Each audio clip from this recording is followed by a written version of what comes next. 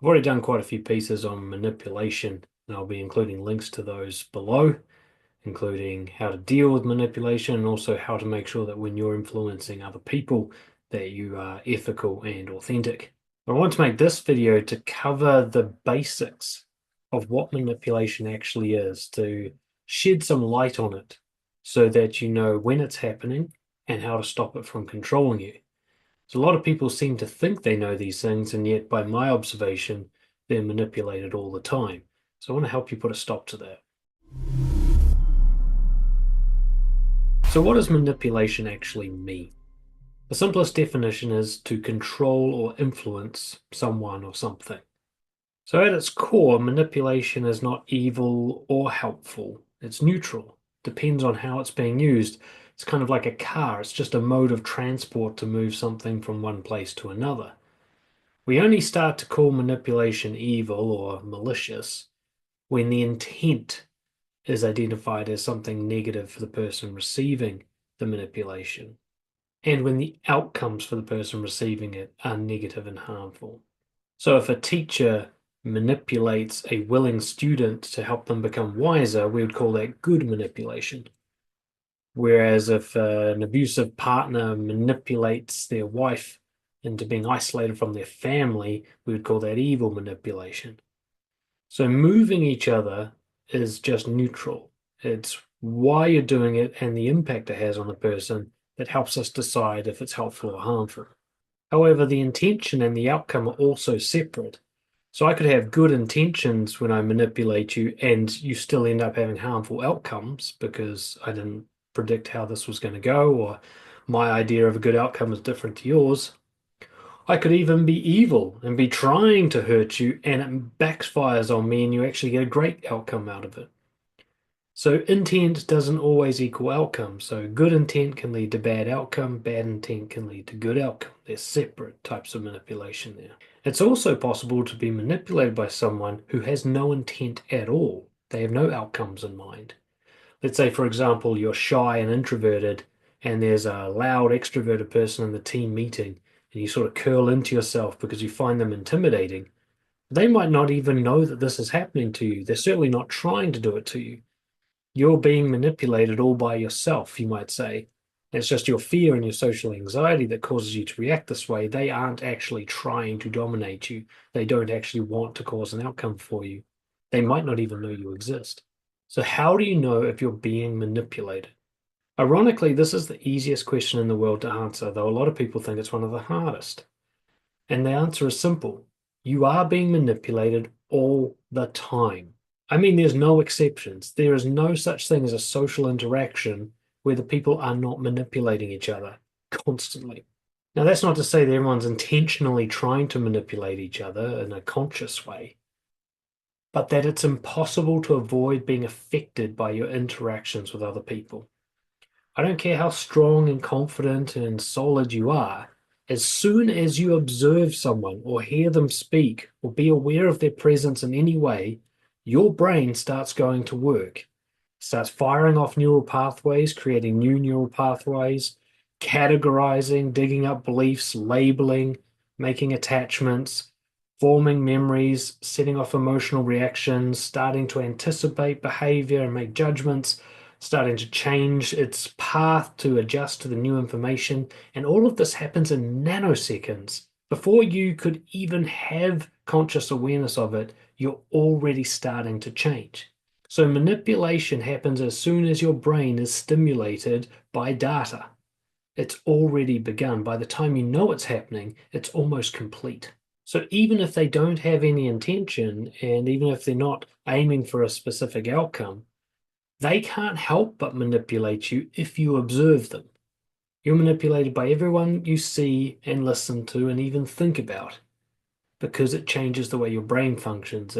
Your brain was on one track, it observed somebody else and it went on a slightly different track. That's manipulation. So once you understand and accept that this is the truth of manipulation, that it's happening all the time, then you don't need to ask when is it happening. All the time is always the answer. It's happening right now. I'm doing it to you right now, whether you want me to or not. The only way you can stop this from happening is to turn the video off. So the real question is not, is the manipulation? But how is it happening and what should I do about it? Which we're going to cover in a minute. Should we try to figure out their intentions? Now, the next question most people have after they've solved the is it happening question is why is it happening? What's this person's intention? What are they trying to do to me here? People spend a lot of time trying to figure this out. They try to unravel a person's intent, and they hope to thereby judge whether it's evil or benign or helpful. But there are some problems with trying to figure this out. We can never really know a person's intentions. Humans are such great actors that it's basically impossible to know if someone is being forthright or just really good at appearing to be forthright. We could know someone our whole lives and still have them surprise us. There are psychologists who are still manipulated by their clients. And even if you're dealing with a completely transparently honest person, and there was some way to verify that they are completely transparent and honest, and there isn't a way to verify that, by the way, we still can't be sure of their intentions because they might not really know what their intentions are. Sure, they'll have a story in their conscious mind about what they're trying to do and why, but that could be a manipulation inside their own body. All of our decision making is mostly done in the subconscious. We get a kind of memo faxed through to the conscious awareness after it's already been done. So when somebody says, I'm just trying to help, they might think they're being honest, but that might not actually be the real reason they're doing this. Maybe a person thinks they're actually trying to hurt you because they were raised in such a way. But deep down, they really want to help you, and so they're actually tricking themselves into thinking they're being selfish when they're actually serving you, so that they can get over the guilt of being kind or the shame around it. And yes, it does happen. This happens all the time. I work with this every day. And then, of course, there's the more obvious example of someone who really does believe they're trying to be helpful, but you know they're just being controlling. You know they're just trying to dominate you, and they can't even admit it to themselves, like having an overbearing parent who helps you without you asking, that kind of thing. So, at best, we can guess someone's motives. We can try to deduce their motives by watching for patterns of behavior and how they react to outcomes and what they seem to prefer. Or we can ask them and they can tell us and we can choose to believe them. But no matter which method you use, there's no such thing as 100% certainty about someone's intent. And the problem if you're trying to get to 100% certainty to make your decision, if that's your criteria, is if you get it wrong, the results can be disastrous. If you think someone has good intentions, you can let an evil person into your life. I mean, that's going to be their main manipulation is to try and convince you that their intentions are good. And on the same hand, you might have a loving person who really is trying to help you, but they're not very good at articulating it, or their feedback is something that hurts your feelings, and you might reject them. So you might bring in an evil person and push away a helpful person, and people do this all the fucking time because they think they understand the intentions correctly. So if we can't be certain what someone's intentions are, and we can't, then trying to figure them out is essentially a waste of time, especially if we become attached to thinking that this is going to be a helpful guess that we're making. I mean, sure, it's good to know if someone means to harm us, but we don't actually need to know. All we need to know is how to respond to the constant manipulation that's happening all the time in a way that benefits us, in a way that ensures a higher quality of life. So if I always react to people in such a way that my quality of life goes up, it doesn't really matter what their intentions are. It doesn't matter whether they're good or evil as long as I make the most of it. So the good news is I can tell you after working decades in the field of manipulation, you might say, that you don't need to know their intent in order to protect yourself. Manipulation is a subjective experience. So as I mentioned, the most important factor to consider in manipulation is how is the receiver being affected. So if the person being manipulated ends up having a higher quality of life and higher self-worth, beneficial outcomes, then we would call that good manipulation, no matter what the intent of the person was, because it had good results. And for the same reason, if somebody was harmed by the manipulation, if their quality of life went worse and they had bad outcomes, both short term and long term, then we'd say that that was bad manipulation, even if the person doing it was trying to help. So hopefully you can see a key truth coming through here. Manipulation happens inside you, not out there. It's not what they do. It's how you interpret it, receive it, and react to it. That's where the determination is made as to whether this is helpful or harmful. So imagine if highly manipulative psychopath was throwing their best tricks at me, right? They were really putting all their best strategies to work to try and change my behavior. But they were speaking in Chinese, which I don't understand. What impact would they end up having on me? Almost none, right? At most, I'd be a bit confused, like, why is this random Chinese guy talking to me? But whatever he was trying to pull, it wouldn't work because I don't understand him.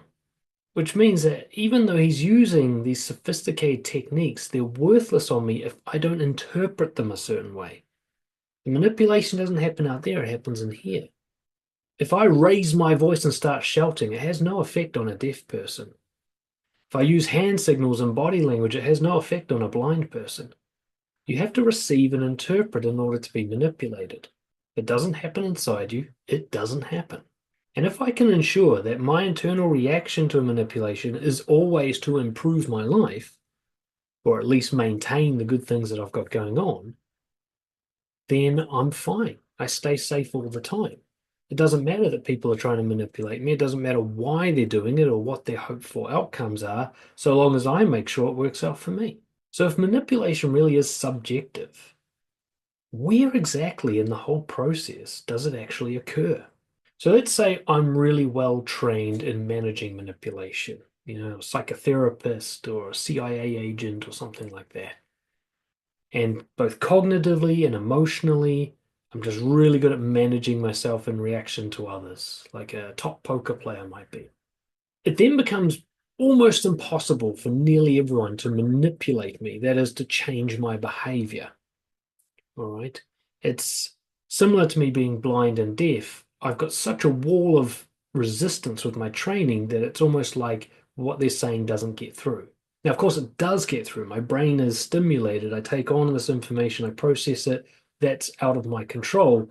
But if I manage to maintain my behavior, if I don't let you move me off my path, then it's like you didn't do anything at all. Or counter to that, if I'm a very sensitive, empathetic person who also happens to have low self-worth and social anxiety, then pretty much everything everyone does manipulates me. Right? I'll cross the street just because you look quite big and intimidating. Now, you don't even know I'm there. You're not trying to do anything to me, and yet I've been manipulated by you because my response to observing you was to change my behavior. So I can be manipulated all on my own just to say you're involved, but you don't even know you're involved. So where does manipulation happen? Inside the receiver. The ultimate decision about whether behavior changes or stays the same happens in you. It has almost nothing to do with what the manipulator is doing. It's not the other person who manipulates you. Even if they're trying to, the decision to change your behavior is ultimately out of their reach. They can't get in here, really. They can't enter your mind and make choices for you, no matter how skilled they are. So in the end, for manipulation to actually take place, that is for you to change your behavior off its original path, for you to compromise your plans, you might say, you have to decide to obey whatever suggestions they're putting out. They can't make you obey. If you don't decide to obey, the only thing they can really do is move you by physical force. Okay, there's no real counter to overpowering a more physical person. Okay. But that's not really what we're talking about when we mean manipulation. Because you can drag me around and still not manipulate my mind. You can force a change in my physical position, but you can't force me to go off track willingly, right? That has to be my choice. Which means if you look back over your life at every time that you were manipulated, unless they used physical force, then they didn't manipulate you. You manipulated yourself in response to their suggestions. So am I saying that being manipulated is a choice? Now, this can be a horrible truth to accept, and I imagine many people watching this will be very resistant to what I'm saying. I am not saying that you knew you had a choice. I'm not saying that you had the willpower to resist and just decided not to. What I'm saying is that the decision-making process around being manipulated happened inside you. That may not have been conscious, or you might have been conscious but lacked the bravery to challenge it or whatever.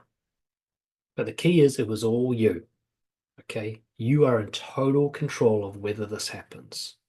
That's the bit you have to grapple with. But why would we do it? Why would we choose to be manipulated, especially when we know it's going to be bad for us? Right? Why do we succumb to a bully or an abusive boss or a narcissistic partner when we know that that doesn't go well for us in the long run? Well, the truth is as simple as it is devastating. We just want to avoid emotional discomfort. It's not that we decide to allow ourselves to be manipulated. It's that the manipulation causes us to believe that things will get very unpleasant for us emotionally and that we need to change our behavior to avoid that painful experience. Some cases to seek a more pleasurable experience, but that's kind of the same thing, to get away from a current experience. It's not the words that the person says that manipulates you. It's the implication the words have that you are about to experience unpleasant emotions and that it is vital and urgent that you get out of those unpleasant emotions or prevent them from happening as soon as possible. Emotions like being fearful, awkward, confused, lonely and rejected, sad, angry. Manipulation gives us a sense that these emotions are going to happen, or it makes them seem to happen, and gives us the impression that we should try to get away from them.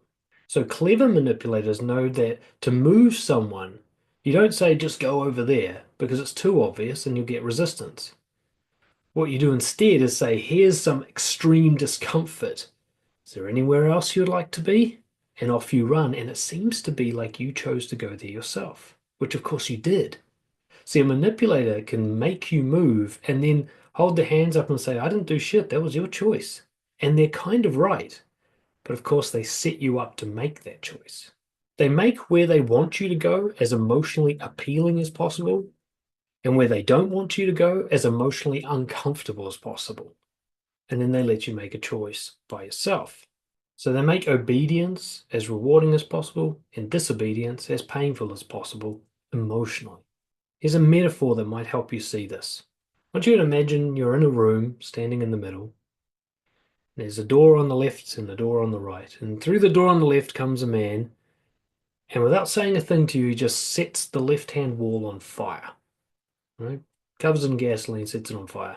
And you're standing there and you start to feel the heat from this fire. This man hasn't said a word to you, he's just standing there while you're just starting to feel the heat. It's increasing, it's getting very uncomfortable, starting to hurt a little bit. So you look to your right and you see that the door on the right-hand wall is open, and outside is a beautiful garden, nice and cool breeze, a little pond. It's the perfect place to go for someone who's feeling a bit too hot. And so that's an obvious choice, right? You just dash out of the door. The man setting the fire has caused you to leave the room. He didn't need to say that he wants you to leave the room. He didn't even acknowledge that there was a way out. He just set one side of the room on fire, and you didn't stop to ask, is this fire even real? Can I handle the heat? What happens if I just stand here? You saw the open door and you ran for it. You went away from the discomfort into the comfort. And that decision to exit out of the right-hand door was the moment where you got manipulated. Right? It wasn't the fire. It wasn't the doors being available. It was your decision to move because you didn't like any more heat. That was your choice, not his. So how do we stop doing this? How do we prevent ourselves from choosing to be manipulated? So let's start by redefining manipulation so that it sits in a more helpful frame in your head to help you deal with it. So manipulation is when you start to experience or anticipate an emotional state which you find uncomfortable, and then change your behavior to try to prevent or reduce that emotional state. So let's say a man yells at you, you start to feel afraid, you're worried that violence is coming. And so to relieve yourself from the fear, you start agreeing with him and calming him down. A woman starts frowning and shaking her head like this when you're talking, and you start to feel embarrassed and unsure of yourself. And so to get back to a feeling of more certainty, you start lying to make your argument more convincing. A child tells you that they love you because you just gave them a treat. And it feels good, and then you start to think, oh, if I don't give them treats, they won't love me anymore. And so to guarantee an increase of the warm feeling of being loved, you give them another treat. So there's moments where you choose to do something to try and increase the likelihood of a certain emotional response and decrease the likelihood of a certain emotion in you. That's the moment where you got manipulated. Before that happens, the manipulation essentially isn't real. I can yell at you and guilt trip you and gaslight you and flatter you all day long. If it doesn't change your behavior, then no manipulation actually took place. But as soon as I can create an emotional state that you decide you can't handle, which is a lie that you tell yourself, and you change your behavior to get away from that emotional state, now I've beaten you. So once you accept this truth about manipulation, managing it is really quite straightforward. So what I'd say, it's simple but not easy. Managing manipulation means staying in the burning room, walking into the fire if possible, but at least not leaving the room. Getting burnt, that's what it's going to feel like, or at least that's what you anticipate it will feel like. But actually, emotions can't wound you physically. It just feels like they can. So managing manipulation means refusing to exit out of the right-hand door even though you really want to, because you recognize that you originally had no plan to leave outside that door. That this person coming in has put that idea in your head, or that emotion in your head, we should say, but that doesn't mean you should change your path. Prior to somebody trying to influence you, you had an original intention. And if you can stick to that original intention, then you haven't been manipulated. So let's say you're sure you did the right thing and somebody else disagrees with you. Don't say sorry.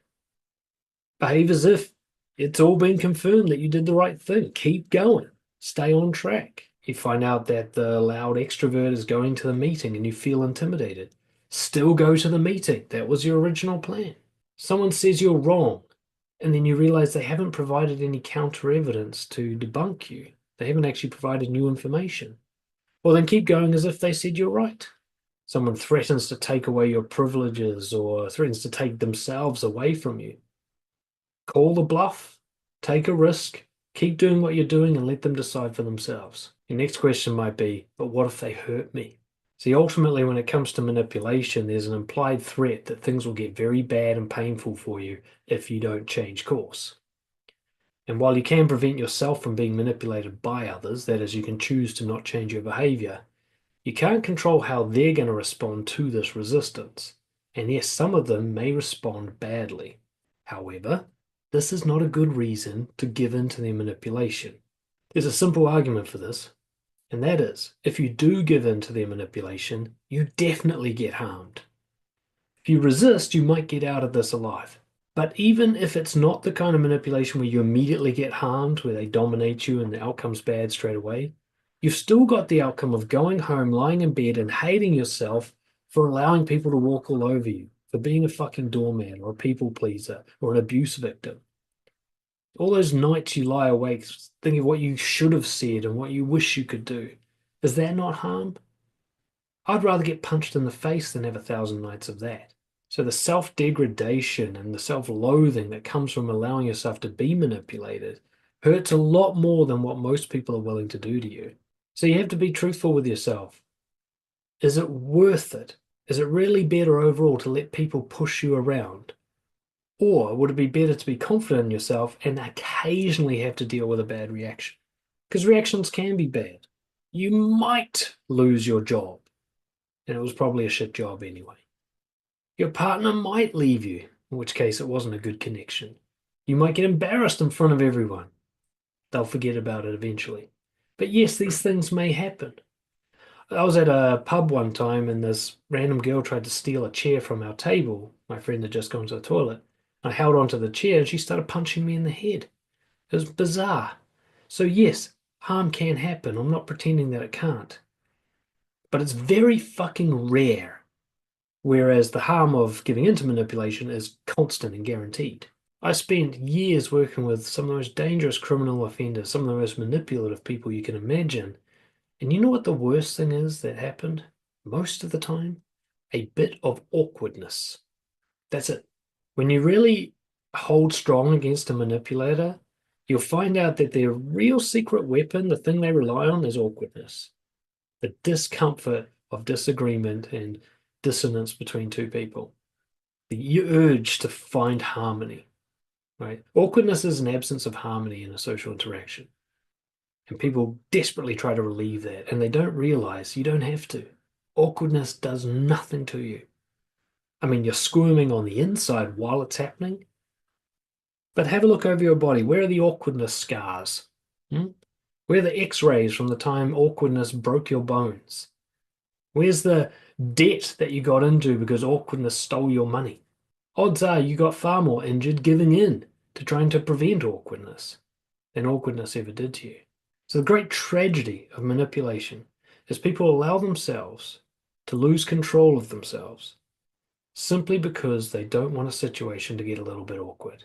People let their whole lives be ruined for that. I've been coaching for more than a decade, working in applied psychology for 2 decades. Not once have I seen an easily manipulated person have a higher quality of life than an assertive person. Not once. And I have literally studied thousands of people in depth. So you might think standing up for yourself leads to worse outcomes, but I'd really put it to you to try and prove that. All right. Have a look at all the assertive, confident people in your life. Have a look at all the pushovers and be honest with yourself. Who's got it better? Right? Who's experiencing more harm? You can handle awkwardness. You can handle the fire, the uncomfortable emotions. Right? It's really not that hard. You just don't change your behavior. So how do you win? One thing to remind yourself is all you need to do is outlast them. If they're more sophisticated, more clever, more manipulative than you, the one tool that you can always bring that requires no skill whatsoever is just endurance. So you got to remember when someone's trying to manipulate you, that at some point they have to move on with their life. They'll need a drink of water. They got to use the toilet. They have to sleep at some point. They can't just manipulate you for the rest of their life non-stop. This is going to end. And if you can wait longer than they can, you win. That's how simple this is. If you can hold an awkward silence longer than another person can, they can't use awkward silence against you. If you can sit in confusion for longer than somebody else can, they can't confuse you into doing something, and so on. Ah, but you say, what if they come back and do it again and again and again? And yes, there are people like this, relentless, consistent manipulators. But the thing about manipulative people is they're not looking for a challenge. I've worked with some of the worst people ever, okay? Psychopathic criminals, career drug dealers and gang leaders, violent offenders, bullies who grew up, right? The kind of people who like harming others, malevolent people, sadistic people. Now, in the movies, these people like a challenge, right? They're always going for the biggest, toughest guy and trying to defeat them.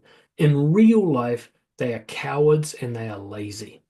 They're not looking for a hard fight. They're looking for an undefeated record. All right, they're like the Manny Pacquiao. They're just going for definite wins all the time. They're not looking for a potential downfall. So if you become a person where at the very least manipulating you is going to be a hassle, then you make it very unlikely that it's going to happen. It's what I actually call the hassle method. You've got to make it not worth it. You've got to make it too hard. If you notice assertive people, they don't actually get much shit from others. Why? Because it's just too hard. It's too hard to manipulate them. The people who get manipulated are the ones who are easy to blast over right away. They're already victims. So let's finish with a couple of techniques. Basic resistance is the best one, especially because it requires no skill or training whatsoever. Just never change your behavior just because someone else said something or made you feel a certain way. All right?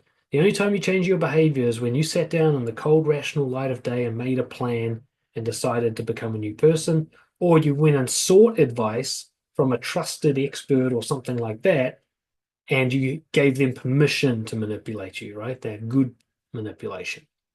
Anything else that happens, no matter how it makes you feel, no matter what they say, you just become single-minded about staying on your path. Just don't let them change your behavioral plan. Another one is to be relentlessly and suspiciously curious. Constantly question why someone is saying what they're saying and doing what they're doing. If you come from that frame, everyone's trying to manipulate me all the time, whether they mean to or not, then you start to question their motives. You can say things like, what's your intention behind saying that to me? What are you trying to achieve here? Why would you say something like that? What's your purpose? What's your plan here for me? Now, this might not necessarily stop them from manipulating right away, but it makes you difficult to manipulate. It makes it uncomfortable for them, especially if this is being done in front of other people. If they're being called out, other people might say, yeah, you do that a lot, or whatever. And manipulators don't want to be called out. They don't want to be put in the spotlight. So they'll do whatever they can to stay in the shadows. Now, some of them are good at talking their way out of it, like the kind of person who does banter bullying, as I say, where they make it like you're too sensitive and they were just joking and they get everyone sort of mocking you for being sensitive. Well, then call it out, which is my favorite technique. Face your shame about being manipulated, admit that it's happened, and call it out in the open for everyone to see, even if it means they're going to mock you. And you're not even really accusing the other person, because remember, they might not be trying to manipulate you. You might be sensitive and reacting. It doesn't matter. What you're saying is, it's happening. I'm feeling an urge to change my behavior, so I'm going to call it out so that that doesn't happen. I'm going to protect myself from my need to change my behavior. So you might say something like, when you say that, I feel really intimidated. So whether you're trying to manipulate me or not, I have to be careful around you now. Now you do this in front of everybody, and that person's now in the spotlight, and it's going to sweat them out. Now they can get all defensive and try to make fun of you and so on, but now it's been put out there for everyone to see, like, hey, this guy's up to something. What I love to do is if somebody does it, like if you sort of call out that you feel manipulated by someone, and then they do another manipulation on top of that to counter you, you can just be like, oh, see, you're doing it again. I can feel it again. Like this is some of it as well. Now you've trapped them in a corner where anything they say looks like they're just trying to double down on the manipulation, which is what they're doing. So if someone really wasn't trying to manipulate you, they'd be curious and compassionate, like, oh, I'm surprised you feel that way. It's not what I was trying to do at all. Talk to me. But if they're defensive, then it means they're up to something. So even if they deny it or they mock you or whatever, you can say, look, hey, even if I'm wrong, I'm going to trust my instincts and keep myself safe from you. Or I think you're up to something. I'm going to have to protect myself. I'd rather be wrong than allow you to manipulate me. One of my favorites is like, you're the only one I feel this way around. My radar says there's something off about you, even though you deny it. And nobody else makes me feel this way. That kind of thing where you just single them out and say, I got my fucking eye on you. I don't care if I'm wrong. I'm going to back myself. Because the one thing a manipulator doesn't want to work with is a person who backs themselves. Right? That's the hardest person to work with because ultimately the key to manipulation is first, I need self-doubt. In order to move you, I need you to be at least a little bit unsure about your own ideas so I can insert my ideas in there. If you're very sure about your own ideas, what am I going to do to that? You're unstoppable. Remember, the point is not to win the battle, it's just to be very difficult to manipulate. You want to throw them off. Okay, you want to be the least appealing victim. You want to be the one who always makes a scene so that it's just not worth it. So make it a high effort hassle to mess with you, right? There should always be uncomfortable resistance, emails to HR, accusations openly made, long confrontations and discussions, other people brought in, reports filed, screenshots shared and saved, other people brought in for verification, facts checked, and most importantly, everything out in the open, nowhere to hide. Manipulation dies in the sunlight. If you're like this, if you always bring it out into the light in front of everyone, nobody's going to want to do it to you. It's just way too uncomfortable for them and way too likely that they'll get caught. So be shameless about how sensitive and easily manipulated you are. Yeah, you might be overdoing it. Maybe they weren't trying to do anything. Maybe you are seeing something that's not there. Doesn't matter, because if you call it out, that will help resolve it. You'll become bolder, more assertive, and less sensitive. And other people will learn that you have these sensitivities, and the ones who care about you will work with you on those. So it's a win-win. Hope that was helpful. Get in touch if I can help any more. Have yourselves a great day.